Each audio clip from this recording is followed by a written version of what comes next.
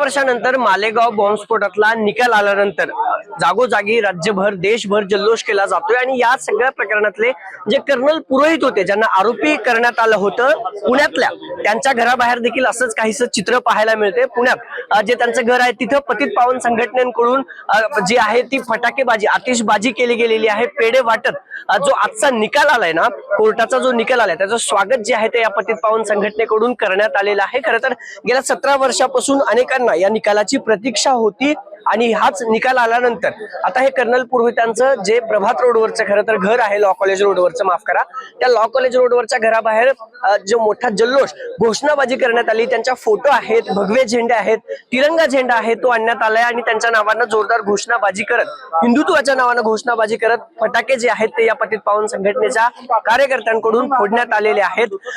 खरं तर दादा आपण बघतोय की तुम्ही फटाके फोडताय, निकालाचं स्वागत करताय। नक्कीच, कारण की पुण्याच्या सुपुत्राला आज कुठे ना कुठेतरी न्याय मिळाला। भारतीय लष्करच्या सैन्यात असलेला जो कोण उच्च अधिकारी आहे, पुण्याचा सुपुत्र आहे, त्यांच्यावर तो हिंदू आतंकवाद म्हणून आज जो लावला गेला होता तो आज पुसून गेला होता।